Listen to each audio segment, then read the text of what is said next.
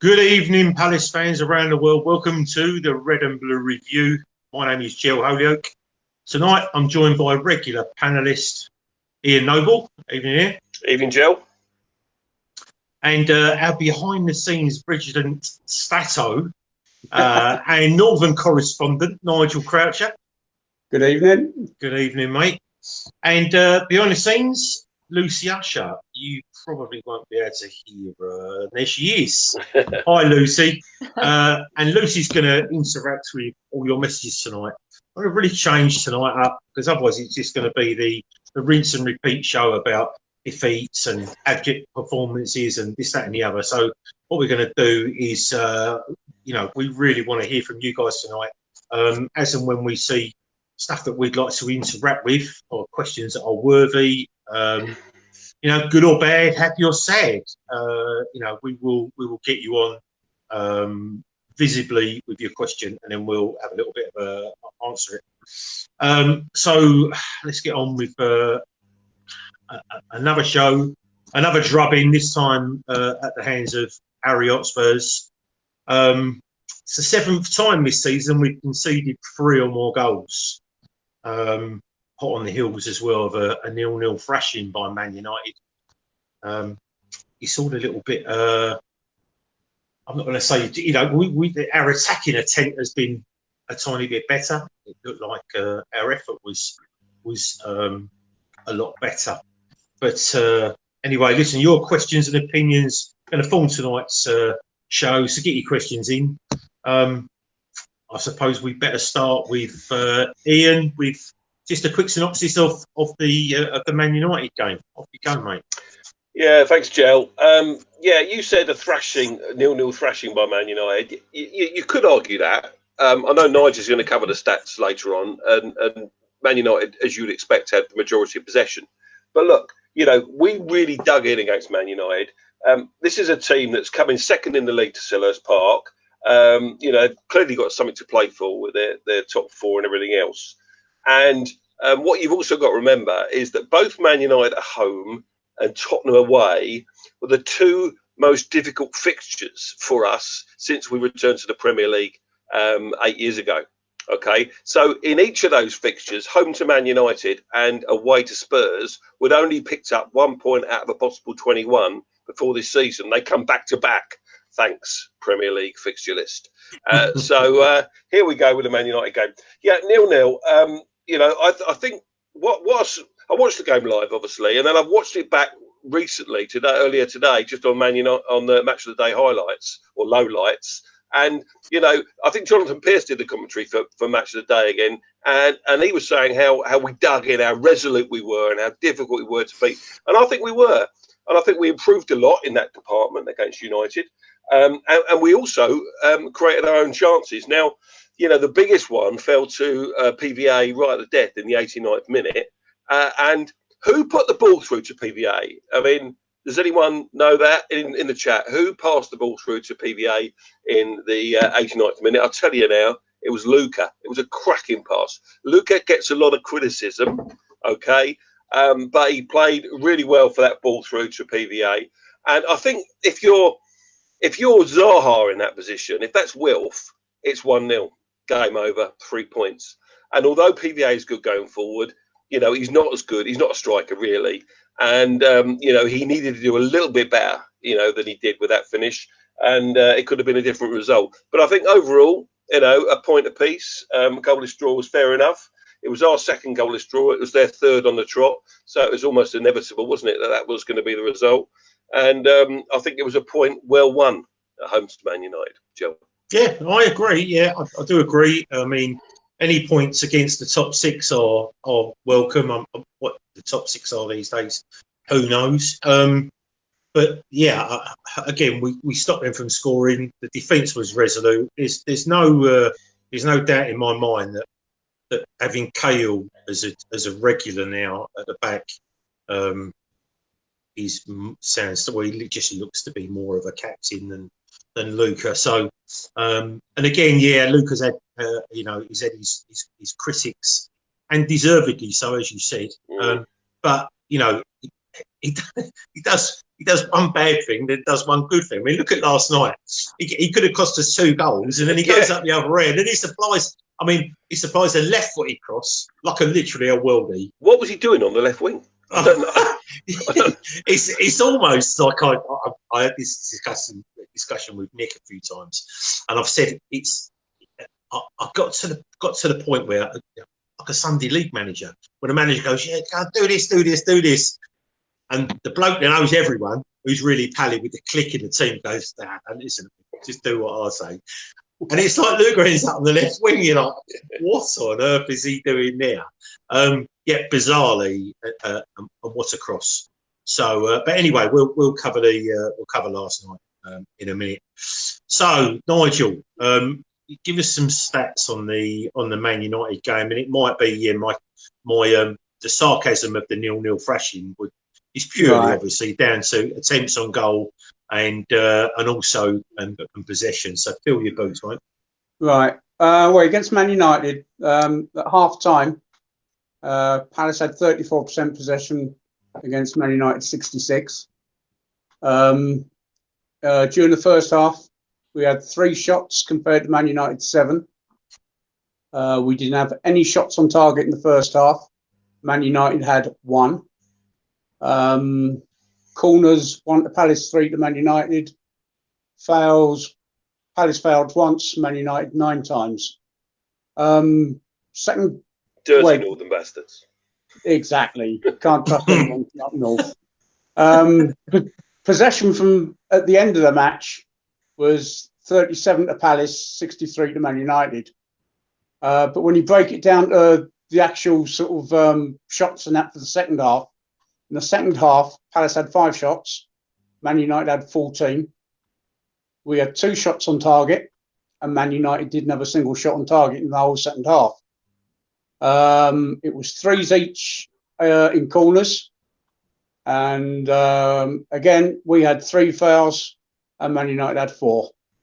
So it sort of sums up a ball draw, was what everybody got. Yeah, I mean, just quickly. I mean, what I found really strange, because obviously, Nigel does all the stats and he sends them to everybody. But 4 fouls. We committed 4 fouls in 95 minutes. Oh, hang on a minute.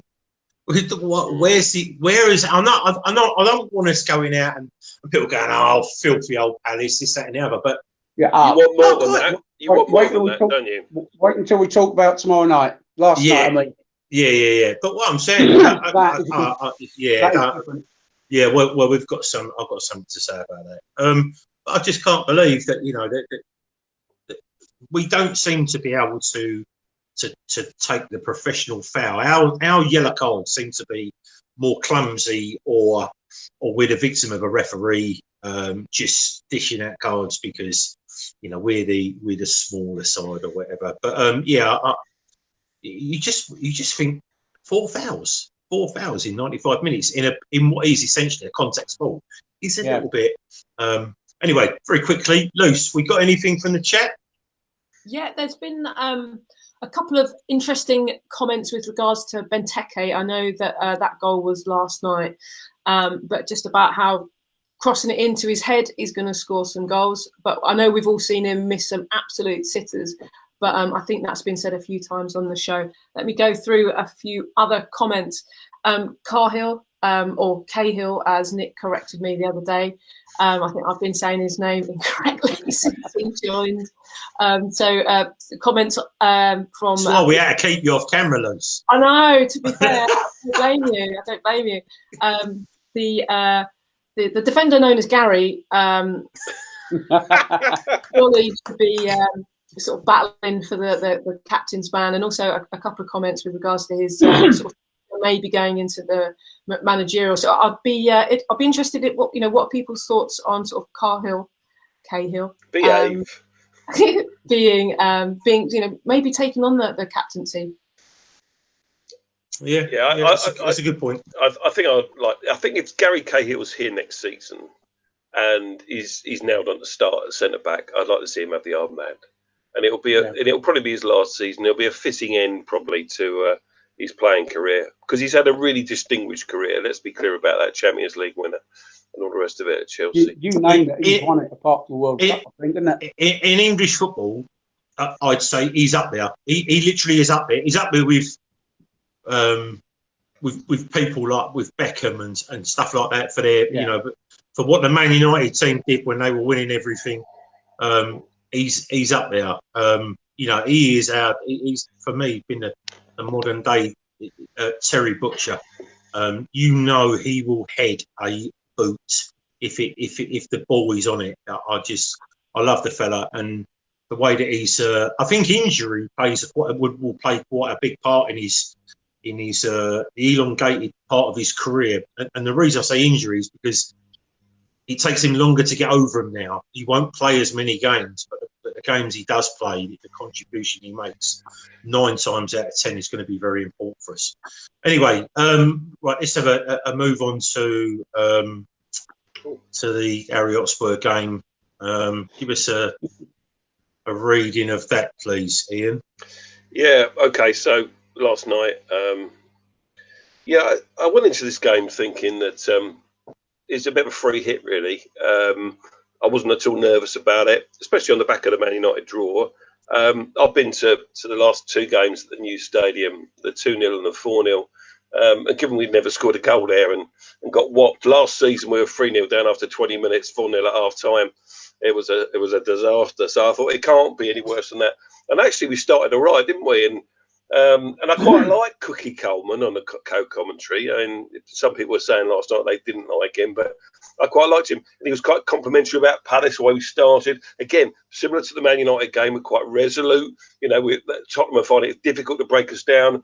When Bale did get the ball across, it was a simple save for Guita, with the Son header early on. And then all the hard work was undone because, like we often do, like a lot of Premier League teams do now, in fact, they all do, they try and play it out from the back. No one kicks it long from a goal kick, ever, do they? This rule about, you can kick it, you take a goal kick inside the penalty area, that is just pretty passing backwards and forwards. It drives me mad, to be honest with you. And it was about 4 or 5 passes, and Luca lost the ball, okay, and so therefore he must take prime responsibility for the first goal. But as they said in the commentary on Match of the Day, it wasn't a bad touch. It was just that Lucas Moura was right up his arse. And out of the players that didn't register an assist or a goal, yesterday I thought Lucas Moura looked a real deal for Tottenham. He really did. He pressed hard all the time and played very, very well. And you've got to remember the quality. Tottenham got him from PSG, for crying out loud, And he's a player that doesn't even feature on there as much as some of the others on the assists and the goals. So anyway, Harry Kane crosses it Bale 1-0. You can't give these world-class players that much space. If you make mistakes like Luca did, you're going to be punished. So it was disappointing to be 1 behind. But did we let our heads drop? No, we didn't. We pushed back. We kept playing the game. And the goal that we scored on the stroke half-time sort of came out of nothing for me. And I just said earlier, what was Luca doing on the left wing? Who knows? But it was a peach of a cross, and it just proves that when you do cross the ball to Benteke, and he can rise, leaps like a salmon, bomb in the top. Lloris no chance at all. Great way to finish the half. Jel, do you want to come in and say something? Yes, I'll just was going to pull you on your cliche, but anyway. Nigel, give us some first half stats, please. Right, so for the first half, possession 62%, Tottenham 38 for Palace. Tottenham had 4 shots on goal. We had 1 shot on goal, and that was in the 46th minute. Shots on target, Spurs 2, Palace 1. Corners, we actually won that 2-0. And for the fouls, it was Spurs 5, Palace 10. So we started mixing it up a bit last night. Well, yeah, sort of, Nigel. I mean, what they did is anytime we went near them, they screamed and the referee bought it every single time. And I called them out. Do you know what? The first 4 fouls, they never showed a replay. Always they show a replay. Always.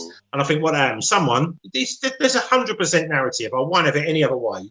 That someone has quickly looked at a replay and went, he dived, don't show it. Seriously, it's ridiculous. Did you think about in the first minute, Riedewald took one of their players down. Oh, he screamed. And he had Harry Kane going to the referee. 2 of them. And Gareth Bale, 2 of them. I thought the ref did well there. I thought the ref did well there because he looked as if he was going to at one stage. Yeah, he could have folded. He just had a word with him, didn't he? Yeah. Luce, what are people saying about the first half, especially about the Benteke goal? Benteke. So Chris Young says that sort of Benteke doesn't move for him. So this is I take it for like crosses in. Now I've seen Tekers. He doesn't work well if the ball is sort of an out swinging sort of cross or a low cross to his feet. It needs to be an in swinging with him leaping up like a salmon, as Ian said. Other comments we've got here. The defender known as Gary, his booking was for a dive. Colin says as well. Yes. But the referee, the commentator turned around and said, and I quote, I've not written his name, but I can remember it last time because I tweeted about it. It was a free kick well won. What's absolute bollocks, right? Because if that had been Wilf, they'd have went, there he goes. He has a reputation for diving, and that's a dive. It literally is. It's just literally favouritism. To not call it out, it's just. And again, I've said it before. It's all acting into football. It's literally whoever can act. It's been in Italian football for 30 years. It's been in Spanish football for 20 years. It's whoever can act. And then what you do is it's what Man United used to do. And again, having read a lot of stuff from Ferguson, he turned around and said that if everyone gets at the referee will feel the pressure. Yeah. And that's what.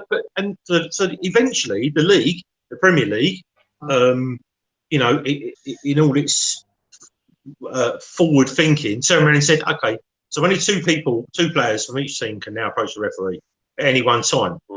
That's another rule that's gone out the window. You can kick the ball away, you're not going to get a free kick. You can pick the ball up after you've committed a foul. You can pick the ball up, run 25 yards backwards to stop the other team, the team that has got the free kick, from taking a free kick, or you can stand in front of the ball and not let. It's just a complete fiasco. But anyway, Lou, sorry, have you got any more before we go to the second half? Yeah, so Chris actually sort of clarified. He said that he was saying that Eze, he can't pick a pass for Benteke as he's not legging it into channels. He thinks Eze and Mateta would make a better combo for that. Also, a couple of comments on Eze as well. Get these up. So Eze shouldn't have gone off. He was getting into the game. Let's have a look. And I think there's another one coming up there. So what do you think about that? Do you think that's more of the second half, admittedly? Yeah, we'll cover that in a minute. Yeah. I mean, if we just come in there, I mean, clearly he wanted to give Wilf some minutes last night. It was a strange one at half time because Roy rarely does that. He rarely makes a sub at half time. I got PVA off at half time about 3 weeks ago. Yeah, but it doesn't happen very often, does it? Let's be clear about it. And yet somebody had to make way. And at the time, I was thinking, do you know what, Eze? I mean, I disagree with some of the comments because I'm not sure Eze did have a great game in the first 45 last night. And for me, he's been looking a little bit lost for a few weeks, really. Well, he's lost out on the left-hand side. And I think he just needs a bit of a break. I think he needs a bit of a rest, to be honest with you. I know it sounds a bit pathetic, but we talk about that about Premier League players. And that's why he took him off. That's why he took him off. They had a pre-season break. And then they had another pre-season break when the season got cancelled. Well, after Saturday, they've got 3 weeks off, haven't they? Oh, exactly. It's a joke. Yeah, it's a joke. Eze, he's not a left half, not a left back, he's not a left winger. He's a number 10. And the sooner that we get a new manager in, it realises we've got a number 10 that can feed and can run, and he's dangerous, more dangerous when he's going forward. Instead of being put out on the left-hand side and have to pass the ball backwards, or he's getting crowded out, like Wilf used to do, then the better. Anyway, second half, and George does say, actually, he did set up the goal, and he's right. George, Eze passed the ball, didn't he, out for Luca? So thanks, George, for that. Yeah, he did. Thanks for reminding me.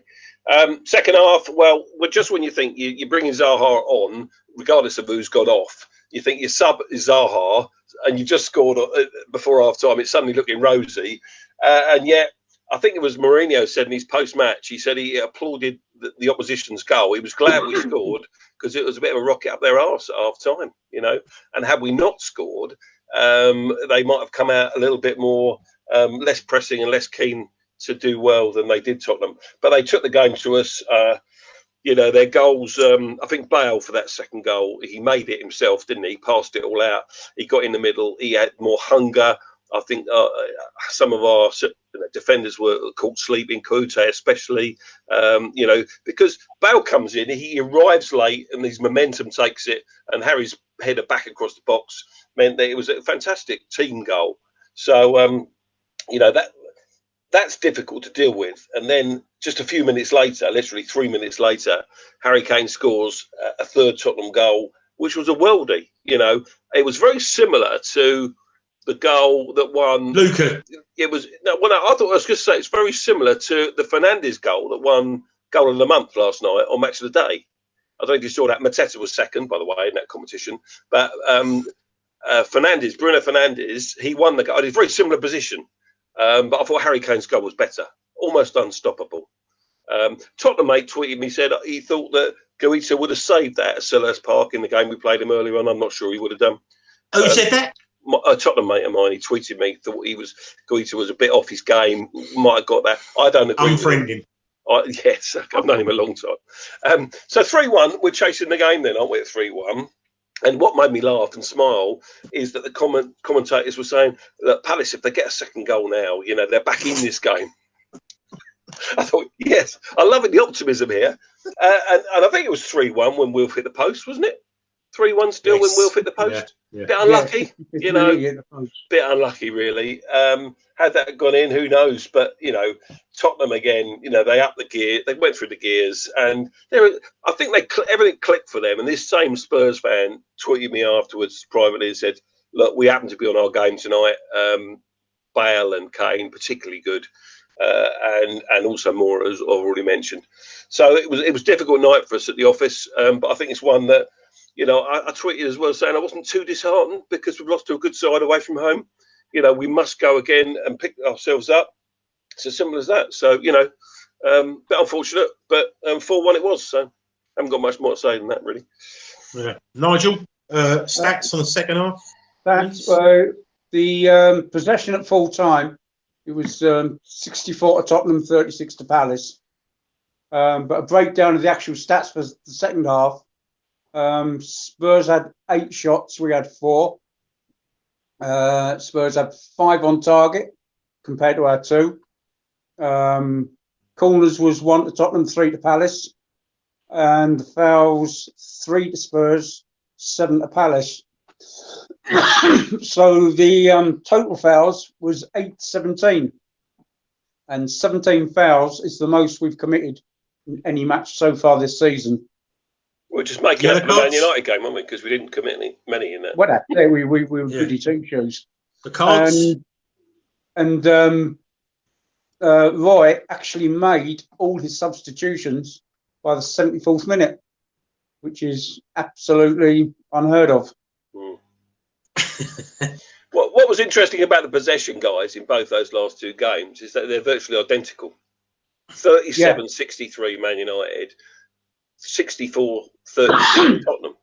You know, one's a 0-0, one's a 4-1. Just proves that stats they don't mean anything. What's important is the goals, obviously. But see, I'm a firm believer in stats mean everything, but sometimes, I mean, stats are stats. They are what they are. There's you know, the 63%, 64%, whatever the position. They are stats. But what stats? Sometimes the stat doesn't mean anything because, like I said, you know, Man United have had their shooting boots on the other day. They'd have been 4-0 up at half time. Yeah. You know, it's irrespective. Wilford have had that shot. We'd have lost 4-1. We'd have probably lost 7-1. You know, for me, the Man United game was akin to the Liverpool game, where Liverpool had got, whatever, was it 10 chances, scored 7 goals. You know, we've seen that with Liverpool back in 1990. Galling, isn't it? Galling. 10 chances, 9 goals. You know what I mean? It's ridiculous. Sometimes when you've got your A game, anything that reminded me last night, slightly talking about Liverpool, was Spurs are starting to remind me a little bit about Liverpool from last year. Not you know, the season when they had that 3 up front. Mane, Salah, and Firmino, but they were also backed up with Henderson in the midfield. Henderson's had to go back, which is why I think Liverpool's lost their part in the midfield. And they're having a struggle. But Spurs, Mora has always been a good player. There's undoubtedly his pace is going to worry anybody. And the thing about players with pace is sometimes that is all they've got. You know, you've got that Daniel James at Man United. My son-in-law's a Man United fan. We were talking about the game, and I just said what he is. He's a championship player with Premier League pace, and that's exactly what he is. That's the same as who's the fella at Wolves? I think he made his debut against us about 5 years ago. Who's the geezer that lashes his arms up with gear so they can't dislocate his shoulder anymore? Can't grab him. What? Jimenez, who's injured, or? No, the baby oil on. The Wolves player, he puts baby lotion on his arms. Adam Traore. Yeah, Traore. Again, he's got, you know, apart from us scoring that screamer against us, he really is. He's just a very good. He's a good championship player with Premier League pace. So you know, but with Mora, he's got everything. For me, he's a fantastic player. And Spurs have, you know, quietly built a very good squad. You know, they've got that other Brazilian who played in the FA Cup who scored 3 or 4 or 5 goals or whatever to come in if ever they need. You know, once he gets a run in the team, they look like an even better side. But again, when you're coming up against, you know, players like Gareth Bale, and I've been a long time admirer about him, and when he's on his A game, you know, you don't play for Real Madrid and do what he's done and win what he's won without being a fantastic player. And to be honest with you, although he doesn't play every game, you know, he is Mr. Wales. So he's got everything for me, Bale. And I think he's got enough for the Premier League. And as was said in comms last night, you know, he's almost playing. He's playing now for his career because, you know, for the wages he earns, he's not going to command that amount, 600, whatever it is a week, £600,000 a week, the obscene amount of money that he gets paid in Spain. But, you know, he can get 400 off of Tottenham, 300, 400 off of Tottenham, which again is obscene, but that's what the top players are all getting huge money now. But anyway, I want to talk about Bale and the other thing is as well, you know, even mentioned Son, he always scores against us. He did it last night, didn't he? Yeah, and he did it last night. I think you know, he got the second assist, didn't he? Yeah, but you know, that's what I'm saying. They've got a good midfield, but that almost that diamond that he's set up now is so attacking. And again, I don't think a lot of their players are very, you know, they're all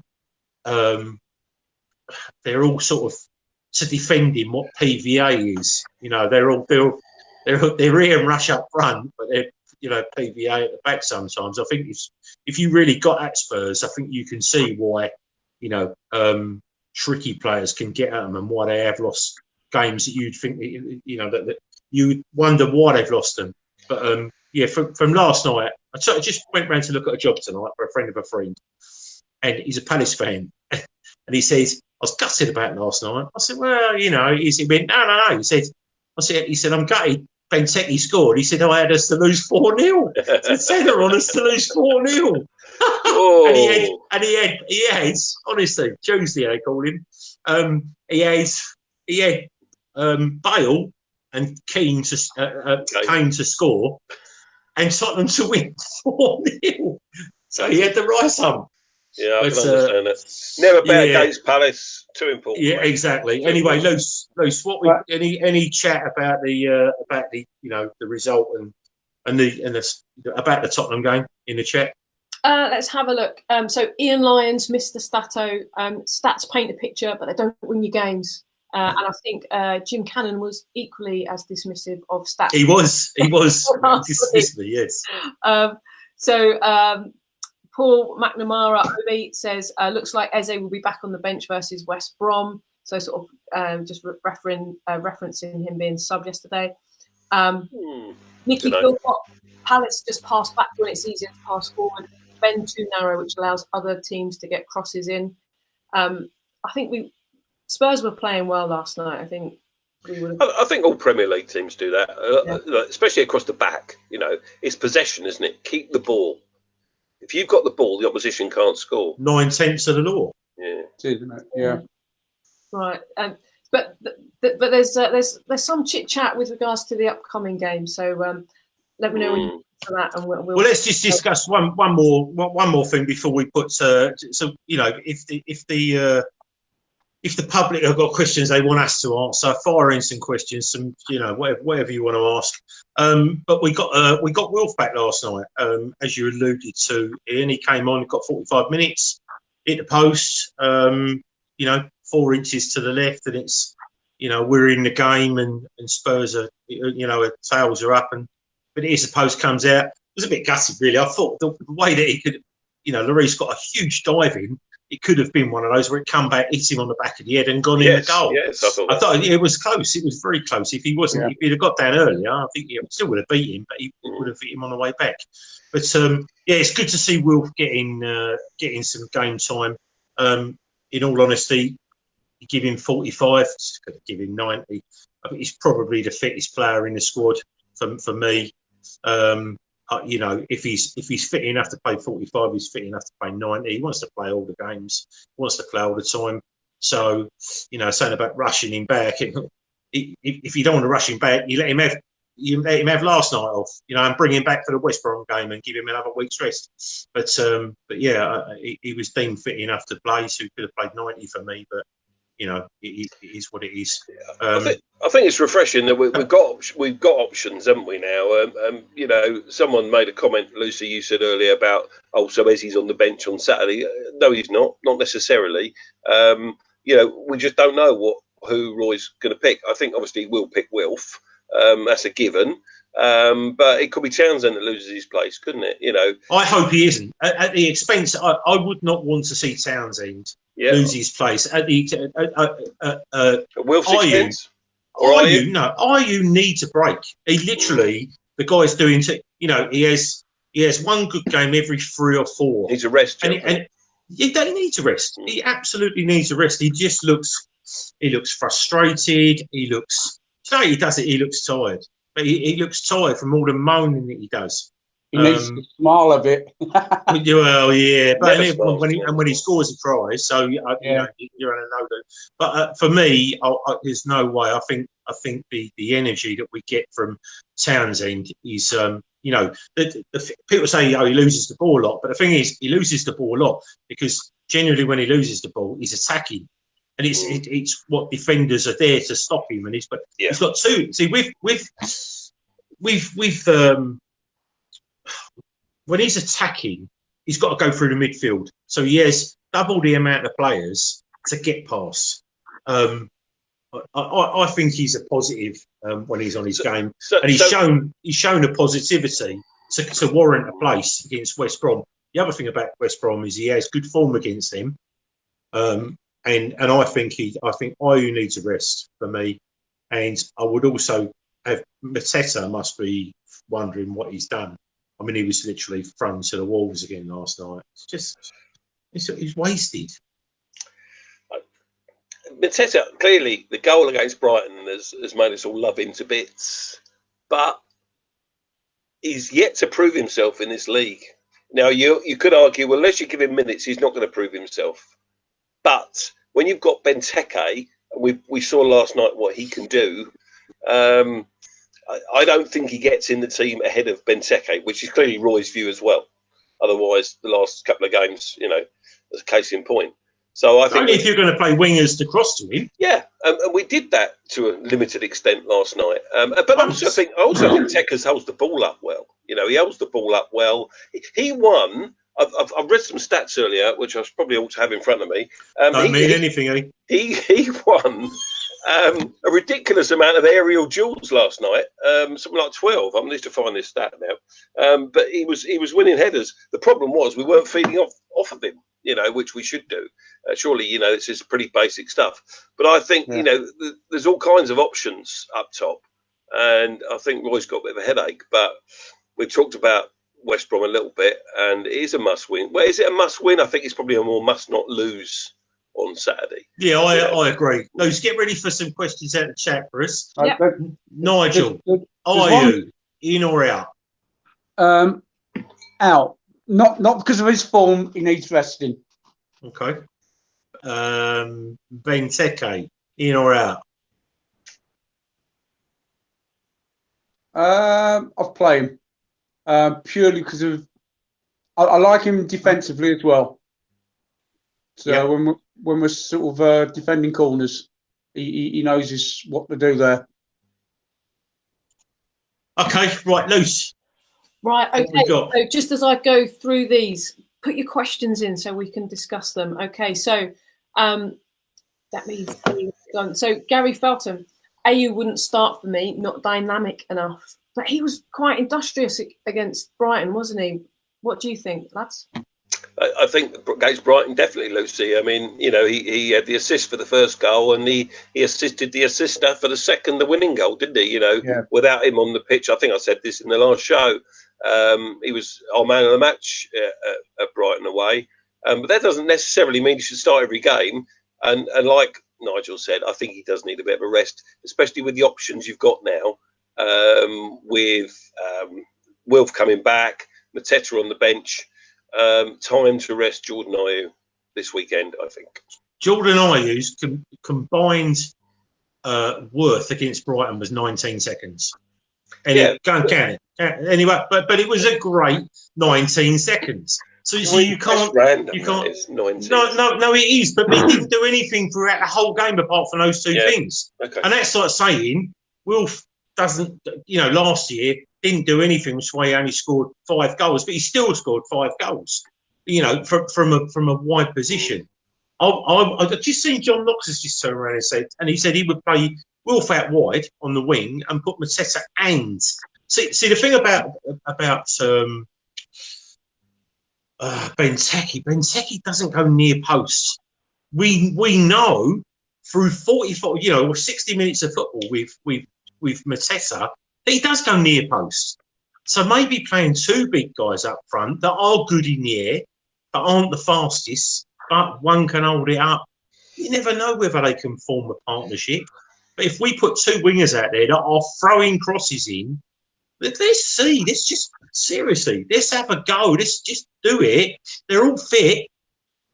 Just what we need to do is say, I mean, even if I've said for a while now that I think a genuine. I think Wilf would do fantastically sitting behind a striker. But I would have, if I was gonna play, I would have him out on the right and tell him to just cross the ball. Don't try and keep the ball, cross the ball. And I would say to Townsend, you're out on the left-hand side, cross the ball. Don't do anything, just get the ball, run, cross. Just keep trying to cross it. Right? Mateta's going to go near. Benteke's just going to stand. If it comes to Benteke, chances are, if it lands on Benteke's head like last night, he's going to out-jump the defender and he is going to score or he's going to create a chance. So... Benteke has actually scored the second most headed goals in the Premiership history since he came to the Premier League in 2012-13. He scored 29, isn't it, Nigel? 29, and it's Oliver Giroud, who's now, was he Chelsea, Arsenal, wherever he's gone these days. He's got 32. So It's Chelsea, mate. Yeah, Chelsea at the moment, isn't it? Luce? Okay, so another question from Ian Lyons.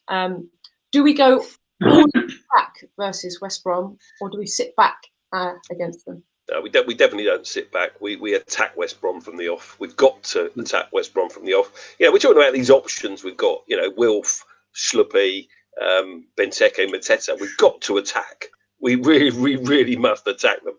Take the game to them. We're the home team, and this is the kind of game when we're going to potentially you could miss the crowd, because if you've got a full Selhurst Park and it's rocking right from the off, I know they're probably a bit more used to it now, the players, than they were 12 months ago. But look, it's still different. It motivates them. Yeah. I was at a full Selhurst Park when I had Friday season tickets on the pitch against Sunderland a few years back. It don't always motivate you. What it does, it motivates them to a point of not going out there and chilling, because any home crowd is not going to let their players just have a little runabout and not try and not be committed and not have positive mental attitude. But if you get into that, the crowd let you know, and that's the thing. They've literally been shielded from the crowd this season, and it shows, because being shielded, you're shielded from immediate criticism, and you've heard players turn around and say, "God, I heard that geezer, and he was right at the very back." But there was that little tiny moment where all the crowds took a deep breath together, and this one geezer went, "Wait, Ted, you're shit," and he goes, "Oh Christ, he's talking about me," and he hears every single word. All players, I tell you, that they heard that one thing in there. Peter Crouch is fantastic. He says he hears it all the time. But so on the other side of it is that they don't have the mental pickup that they get from a buzzing crowd, when you're 2-0 down, or when you're 1-0 down against Watford with 3 minutes to go, and you get the goal. You get the first goal, and then you get the second goal. And the second goal is the crowd giving it, building the momentum with you. So, and that's what we've probably lost this year, is momentum, when we've got a little tiny bit of like a bit of momentum in the game to keep it going. And we've lost that. We're playing fits and starts football, and the fits are just literally when we've stopped defending and think, well, we can have a little bit of an attack here. So. Well, if you look at it sort of before, you always expected the home team to score bulk more goals than the away. This is up until the 4 matches yesterday. Home goals was 354 in the Premier League. Away goals 352. Oh, stats out. Wow, that's a good stat. Luce, that's that right. Luce. Better one than that needed now. Right, in a similar vein, right, so you've just said like fits and starts football. So Paul Holden asks, is this the best Palace team that's played in the top tier, as in Premiership as we know it? Yeah. Go on, no, it's not the best team, is it? We all know the best team is 1990-91. That was the best team. We finished third in the top flight. But that wasn't Premier League, though, was it? But that was the question. And here's the but, right? It is the best squad, and certainly in terms of a consistency, a period of time where we've had top flight status is unparalleled, isn't it? 8 seasons, hopefully 9 now in the top flight. Now, who really, who was at Wembley for the playoff final against Watford in 2012? Was it? I forget. Who really thought that 9 years later would still be in the Premier League? Come on. Anyone in the chat, did you really think, if you were at the playoff final at Wembley against Watford, that we would still be here? I didn't. I thought 2 or 3 years, maybe 4 at best, because that was our record up till then. 4 years in the top flight. We've done it twice before. So in terms of consistency and longevity, I think this is the best period in the club's history. But in terms of the best team, I think that was the question, Luce. Yeah. I think that 1990-91 season surpasses it. The problem is they all buggered off after that, and we, Yeah. So, So in the chat, I've just seen Michael Herman. He says, "I've got to go, folks. Love the show. Bring back Nick Philpott." Lucy, if you can find Michael Herman, if you can block him for us. Right. Thanks, Mike. He'll be back soon. Don't worry, mate. Okay. get out, Another question. This is from Joanne Phillips. So thank you. Would you have Kelly in and Kouyaté in midfield? No, I don't think so. I think you've got to leave the back four as it is for now. Part of the problem we had earlier in the season was we chopped and changed the back four every week. And I think we had those 2 goalless draws. All right, we conceded 4 at Spurs, but let's try and ignore that for now. I think Cahill, we've already said, is a rock. Kouyaté, he's been the most consistent defender this season, probably. Joel Ward's had been playing great recently. What I didn't say when I reviewed the Man United game was that one saving tackle where he cleared it in the 6-yard box was absolutely fantastic. And PVA, well, jury's out on PVA about his defensive capabilities, but I think he's done better in recent weeks. So I wouldn't change the back four. Sorry.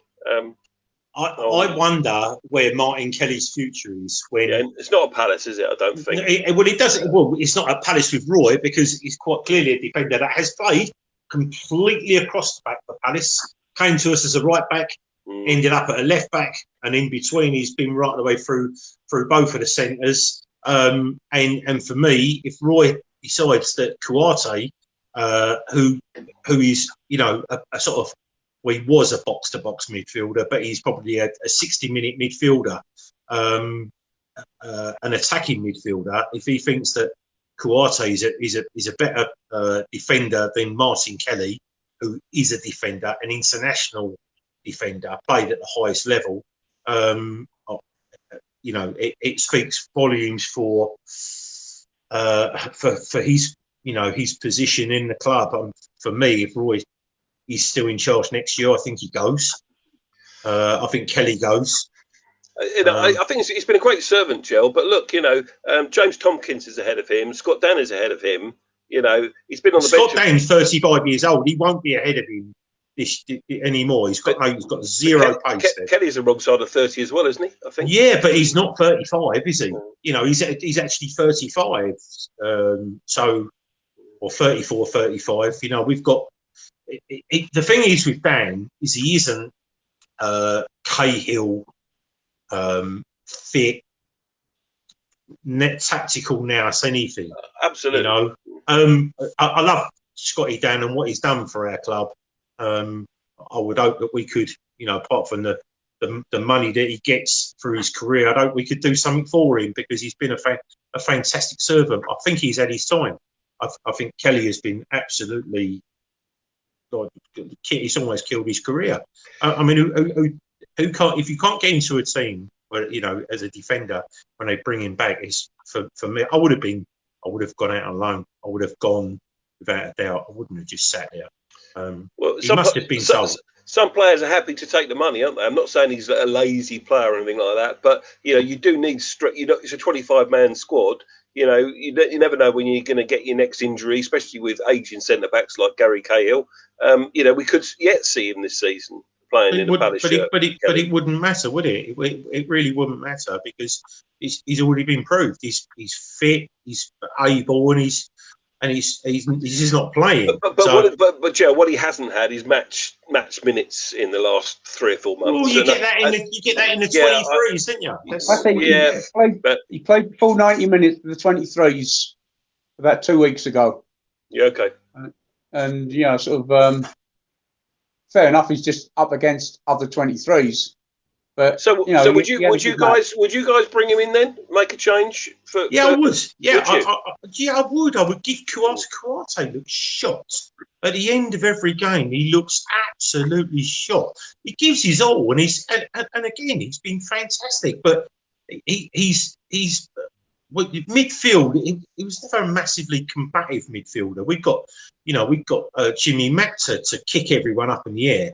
But what he was that big, long stride going forward. It gave us another string to the bow in getting rapid pace forward.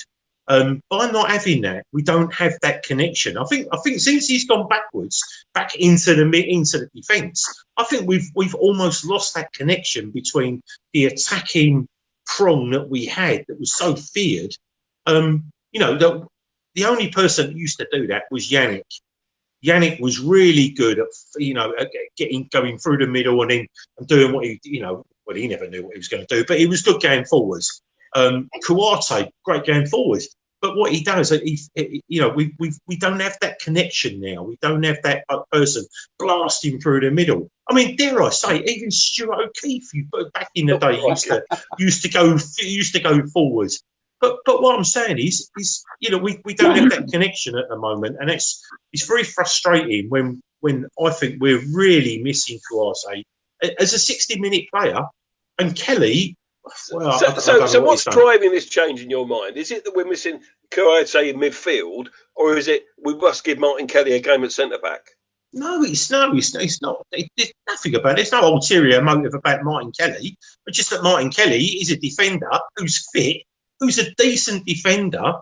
He's not. We've not picked him up from the Championship. We picked him up from Liverpool. And do you know what I mean? As Joanne says in the chat, Joanne Phillips says he's never let us down, and you're right, Joanne. He hasn't. He's never let us down. But rarely do our players let us down. But I can't. Sometimes I just sit back and think, I don't know what planet Roy's on sometimes with his thinking. When he tried. Do you remember last year, Jimmy Mack playing at left back? Well, I was like, Ian Philpott was standing there going, Jimmy Mack's at left back. And the worst thing is, I think he got an assist, or at least it was the ball through from Jimmy Mack. I can't remember. So Wilf crossed it, someone scored or something. It was a goal. But you can't just keep relying on players to fit for you. You come through as a professional in a position, and it means you're good at that position. You can't just keep saying, yeah, I don't fancy you. Yeah, you might have been at Liverpool. I don't really care. I'd like to think that maybe there was something going on at Liverpool, because wasn't he there with Hodgson? But anyway, what do you think, Nigel? Do you think he'll get in just really quickly? Do you think he should play? Kelly, yeah. He should. I'll start with the back four we've got at the moment. Yes, Nigel. Yeah. Luce, get me out of this. All right, well, Schluppy in the team, because he drops back and helps BVA when he. No, he doesn't. Forward. No, he doesn't. He's fantastic going forward. He jogs back because he's blasting forward all the time. Yeah. The thing about Jeffrey Schlupp is he can play left back as well. So he's got a defensive. He's got a defensive Schluppy. He's got. Easy for me to say. He's got a defensive aspect to his game, hasn't he? Which I don't think Eze has as much, has he? Really, I don't think so. I say when young Tarek Mitchell plays, Schluppy was like mentoring him. Yeah.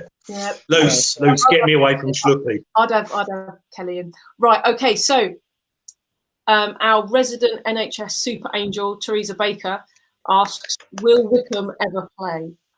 I was just going to say that. Nigel, go on. I've been talking too much. Do you want to see Wickham in? Well, Wickham, I saw and read a lot of him because he came from Sunderland, and every season he was the lame donkey that he was with Palace. But when it came to the end of the season and they needed goals, he always came up and sort of supplied the needs. And I say, go no further than the semi-final back in 2016. He got one of the goals that got us to the final.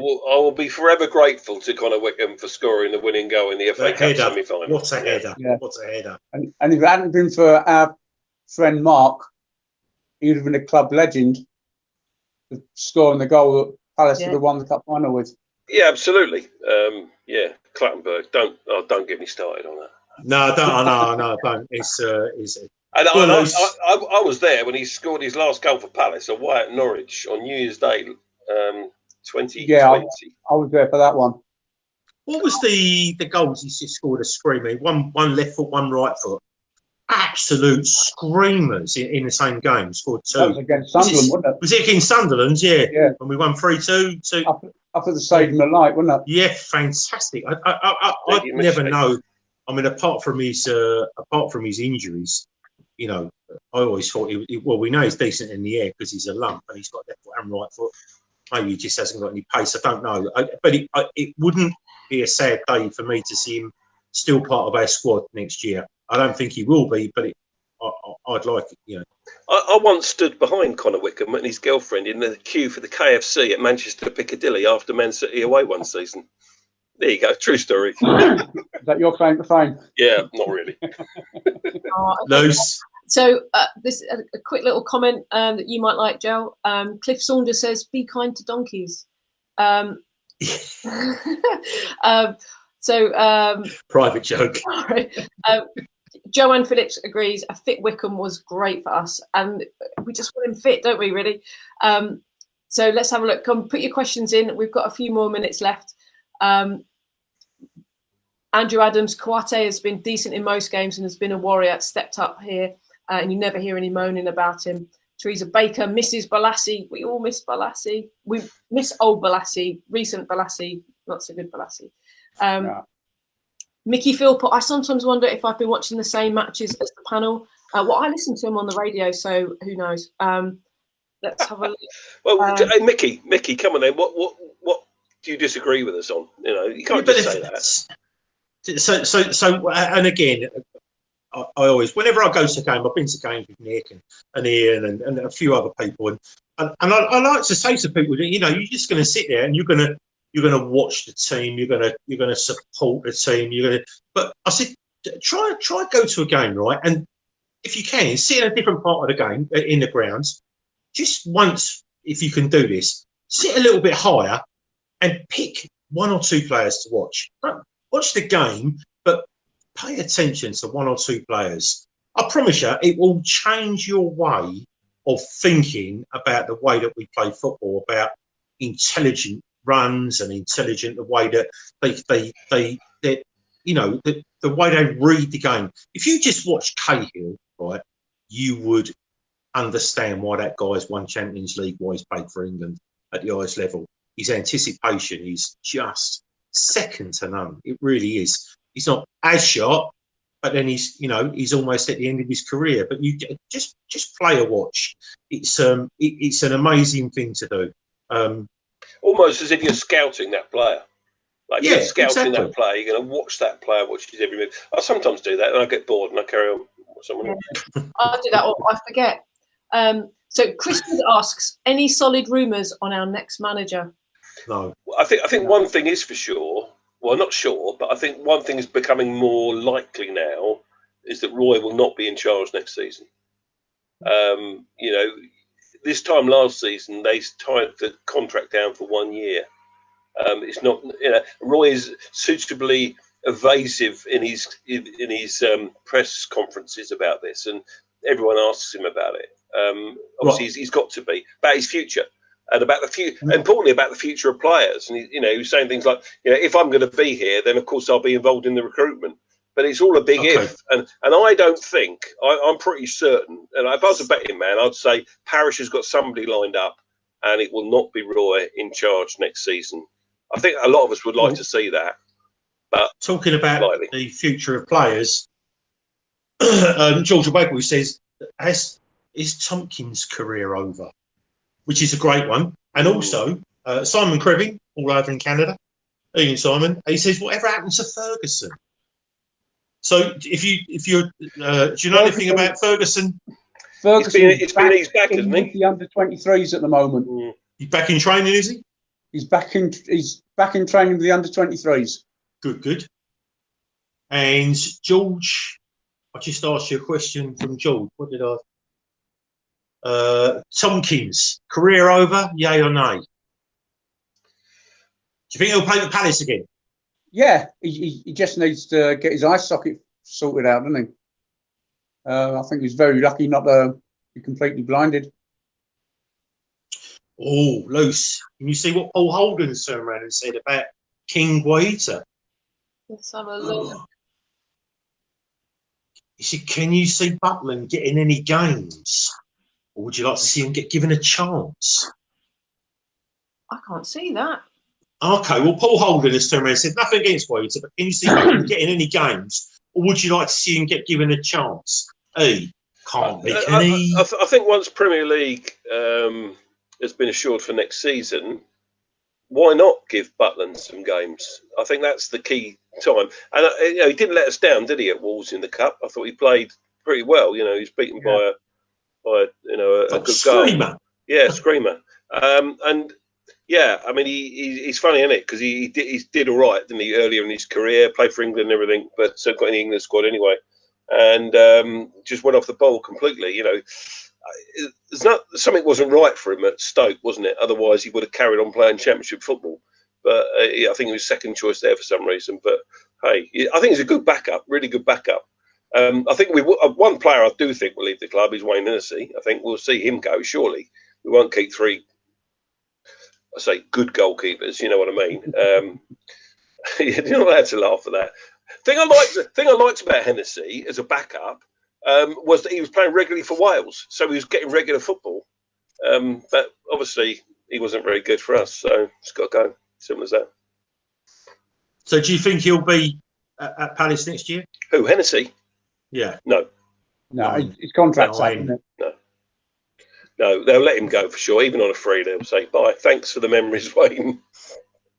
Yeah, catch your contract. I think he'll drop down to the Championship next season.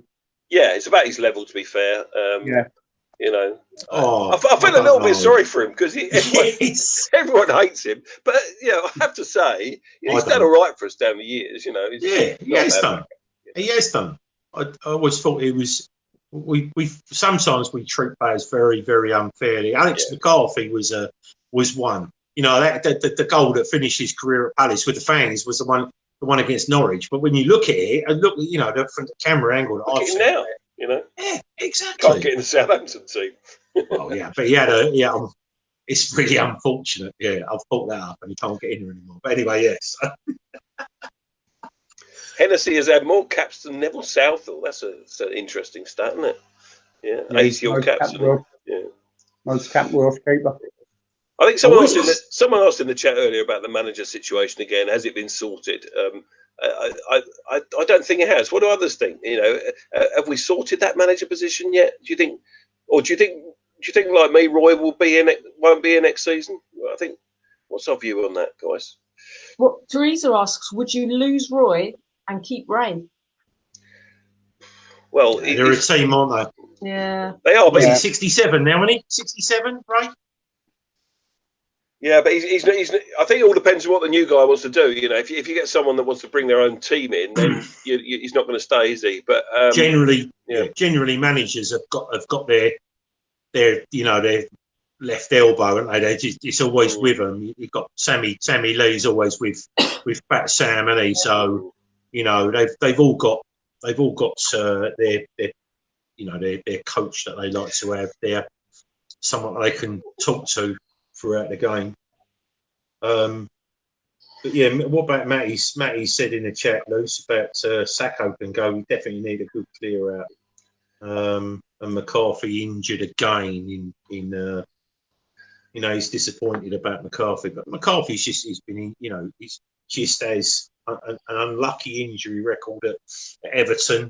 We've had a good few games out of him, and these are the players, guys, that are out of contract: Sacco, Andros, Christian Benteke, PVA, James McCarthy, Kleiny, Joel Ward, Scott Dan, Gary Cahill, Wayne Hennessy, Connor Wickham, and Michy Batshuayi, end of his loan. I think he'll go back to Chelsea without any shadow.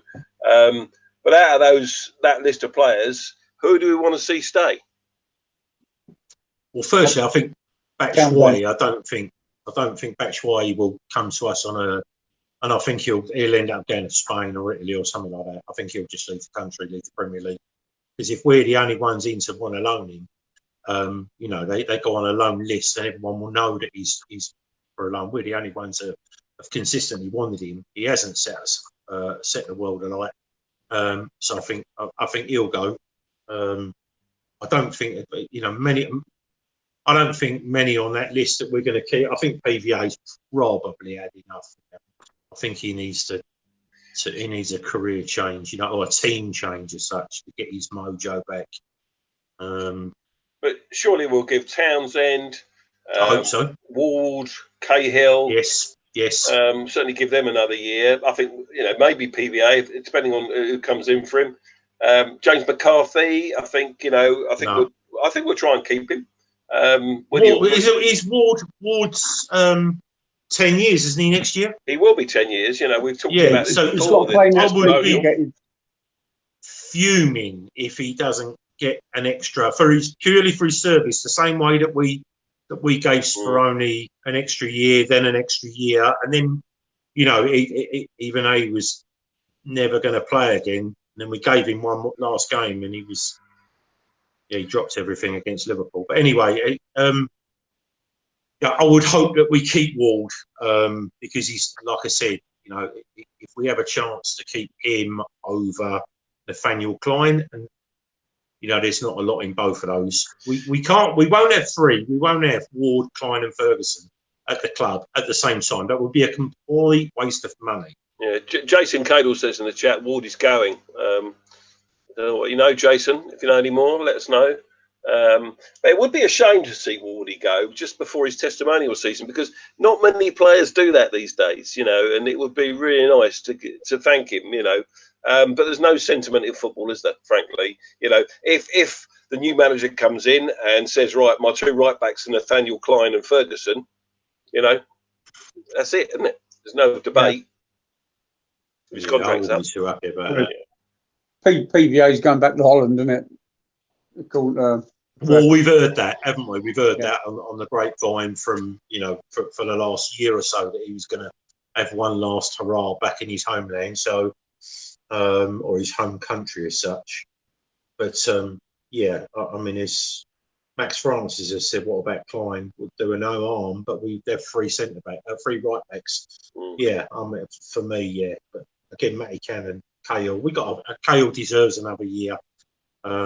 Kuate's still under contract, and he's got at least another year. His contract's all right. Yeah, he's not on the list, so he deserves that anyway. Just while we're 2/3 of the way through the season, anyway, who's your player of the season so far? I wasn't expecting that. That's a bit left field, but I know. I don't know really. Tricky. I think probably Wilf for his goals, if I'm honest. Yeah, scored 9. His goals and assists will probably be up there. Yeah. Nigel, you think Wilf? Wilf. Luce? Guata. Yeah, I thought you might say that. Yeah.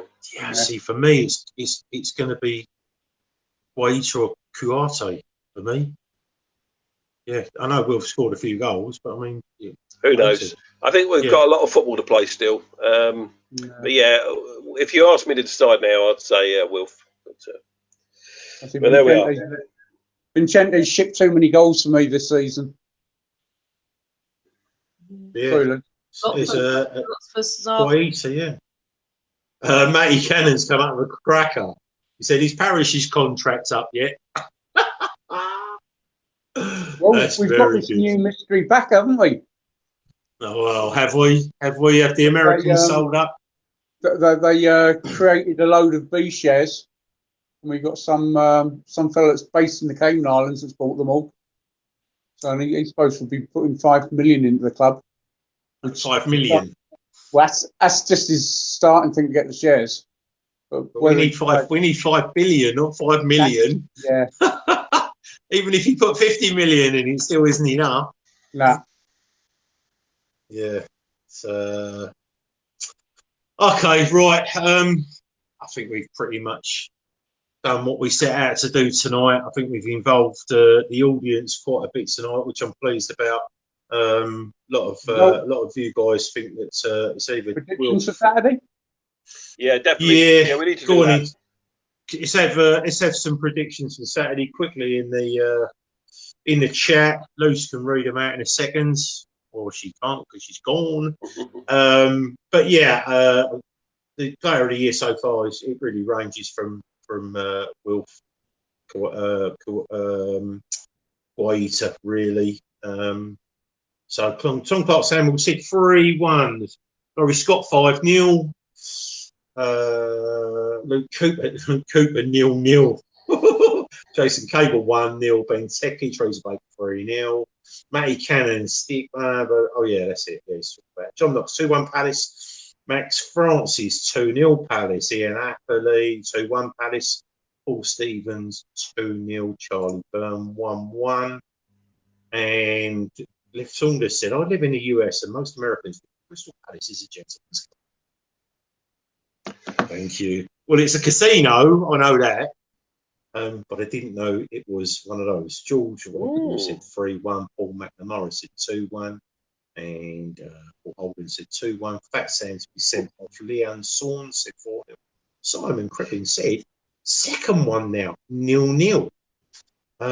Yeah, so the consensus of opinion is that we are going to win. We can only hope. Last word, Ian. 2-0 I'm saying. 2-0 I'm saying for Saturday. But don't listen to my predictions because this week I haven't got a single one right. Nigel. I'm going 2-1 because I reckon West Brom are going to have to come and have a go at us. Yeah, and I'm going to go. I'm going to go Desmond as in 2-2. I think we will score, and but I think they will because every game is now a cup final for them. And having been in that position quite a few times, we know what to expect from them. Yeah. Right, I'm going to wrap it up. Lucie, thanks for producing. Ian and Nigel, thank you for joining me on the back of a 1 point week. We can only hope that it gets better. I think we need maybe another 4 points to keep us completely safe. And Lucie reckons 2-1 to us. So I'd like to thank everyone behind the scenes, especially Nigel, because he does an awful lot of work with Andrew Adams and the rest of the questions crew. And also to Nick, even though Nick wasn't on the show tonight. He's been doing loads of work behind the scenes to try and set things up for me. And as per usual, everyone spends hours and hours and hours. I've spent about 35 seconds on this, and as you see, I've just basically delegated everyone else to run the show, and it makes me look fantastic. My name has been Jel Holyoke. This has been the Red and Blue Review, and we're out of here until the next time. Thank you very much, and good night. Good night. Yes, guys. Good night.